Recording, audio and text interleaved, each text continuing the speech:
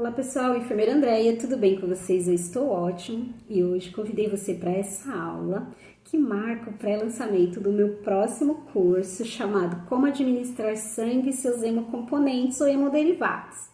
Muito bem, nós da enfermagem muitas vezes só pensamos no sangue na hora de puncionar a veia do paciente e colocá-lo para fluir, mas muita coisa acontece antes deste momento.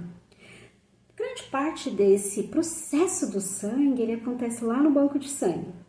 Você conhece o banco de sangue e sabe a importância dele para os profissionais da enfermagem? Se não, eu te convido para ficar nessa aula. O banco de sangue ele é crucial, ele é imprescindível para o trabalho da enfermagem, não só para a enfermagem, mas para a sociedade como um todo. Eu vou elencar nessa aula para você vários motivos pelo qual você deve sempre valorizar o trabalho desses profissionais. O banco de sangue ele é fundamental para fornecer sangue seguro, compatível, em tempo hábil, para a gente fazer o manejo do paciente clínico, do paciente traumatizado, das emergências médicas, emergências cirúrgicas, das patologias crônicas e também das vítimas de desastres naturais. Além disso, esse sangue ele é necessário para manter a saúde e a qualidade de vida de pessoas que têm doenças crônicas. Além disso, esse sangue ele também é importante para o manejo de cirurgias complexas e de grande porte. Bem pouco tempo atrás, cirurgias que a gente faz hoje, elas não eram possíveis, porque a gente não tinha quantidade de sangue ou sangue seguro para poder realizá-las, como por exemplo, nas cirurgias cardíacas e cirurgias ortopédicas. Além disso, o banco de sangue ele doa amostras de sangue para pesquisa. Hoje nós temos pesquisas muito desenvolvidas na área da imunologia, da genética, da medicina regenerativa e da farmacologia, graças à doação dessas amostras. O banco de sangue ainda, ele educa, conscientiza a população a fazer a doação voluntária para manter os seus estoques e dessa forma fornecer sangue seguro e compatível para assistência à saúde. Mas você pode se perguntar, André, eu sou da enfermagem, eu não trabalho no banco de sangue, né? Então, qual é a importância desse conhecimento para mim? Se essas partes que eu te elenquei não foram suficientes para te convencer, então eu vou falar do paciente.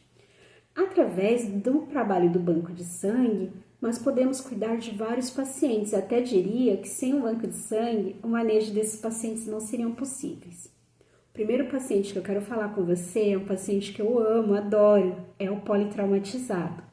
O paciente politraumatizado, pelo conjunto de traumas que ele apresenta, sempre vai ter um processo hemorrágico, uma perda de sangue significativa, e esse sangue precisa ser rapidamente reposto para a gente poder salvar esta vida. O segundo tipo de paciente que eu quero exemplificar é a paciente obstétrica. Então, para você que gosta da gestante, da parturiente e da puérpera, nós sabemos que podem haver complicações na gestação, como, por exemplo, o descolamento da placenta, a pré-eclâmpsia. Podemos ter alterações sanguíneas durante o parto, como, por exemplo, a hemorragia durante o parto, ou mesmo complicações hemorrágicas pós-parto, que nós chamamos de hemorragia puerperal. Então, nós precisamos de uma quantidade segura e com qualidade compatível desse sangue para fazer o manejo da paciente obstétrica. Ainda temos os pacientes transplantados. Pois é, antes, durante e após o transplante, é necessário que esse paciente ele receba, antes, durante e após o transplante, é necessário que essa pessoa que recebeu o órgão, ela receba uma quantidade significativa de sangue ou seus hemoderivados. Nós temos ainda os pacientes crônicos, são aqueles pacientes que têm alterações da medula, pacientes oncológicos, pacientes com doenças genéticas como anemia falciforme, que depende de uma quantidade de sangue para ter a sua saúde e qualidade de vida restaurada. Se ainda você não está convencido, eu vou fechar os meus exemplos com o paciente que é a menina dos meus olhos, o paciente crítico. Pois é, na unidade de terapia intensiva, grande parte dos pacientes apresentam o que a gente chama de alterações hemodinâmicas. Essas alterações hemodinâmicas, algumas delas a gente consegue fazer o controle, o manejo através de medicamentos, mas algumas delas não são possíveis, só são corrigidas com a infusão de sangue e seus derivados. Pois bem, então o trabalho do banco de sangue é fundamental, mas o que é esse tal desse banco de sangue? O banco de sangue, ele é uma unidade especializada em fazer a coleta, o processamento, análise laboratorial, armazenamento e distribuição do sangue. O sangue, por sua vez, ele é um líquido vital que corre no nosso corpo, né? Sem ele, a vida não é possível.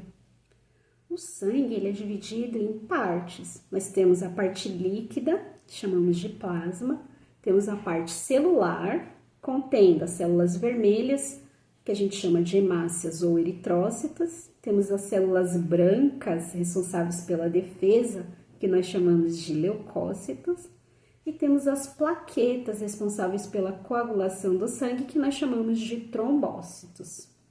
E ainda, nós temos algumas proteínas que nós chamamos de fatores da coagulação, que são responsáveis por coagular o sangue e fazer o estancamento do sangramento. O sangue, então, ele é responsável pelo transporte de hemácias e nutrientes, transporte de hormônios, é responsável ainda pelo transporte de vários metabólitos. O sangue é fundamental para a vida. Muito bem, agora que nós já sabemos o que é o banco de sangue e o que é o sangue, a gente precisa entender como equipe de enfermagem que esse sangue ele precisa chegar seguro, com qualidade e tempo hábil ao nosso paciente. Por isso, lá no banco de sangue, são feitas várias etapas para garantir essa segurança e essa qualidade.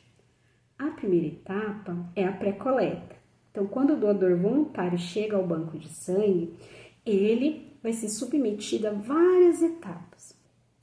Então, a primeira etapa a gente chama de identificação e cadastro. Então, o doador voluntário, ele vai até o banco de sangue, vai apresentar um documento com foto que vai garantir a sua identificação e vai ter os seus dados inseridos no sistema de cadastro.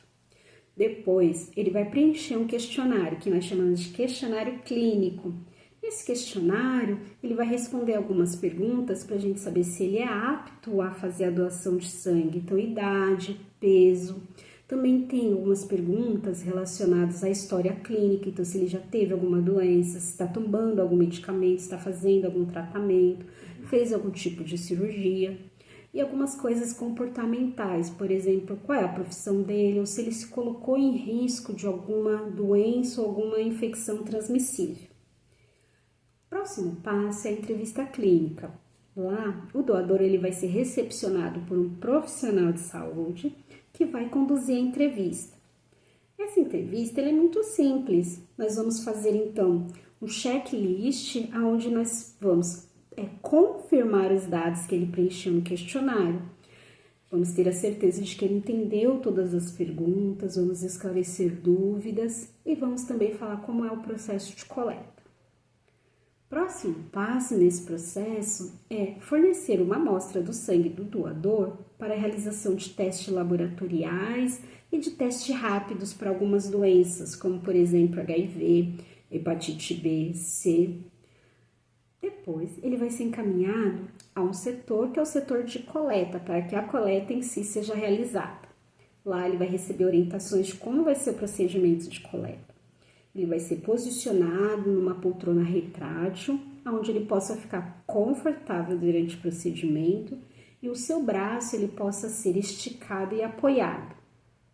Lá temos um profissional da enfermagem habilidoso, habilitado, para escolher a melhor veia, para fazer a antisepsia da pele para evitar a contaminação, para escolher o melhor agulha, o melhor calibre de agulha, que normalmente é uma agulha calibrosa, porém estéril.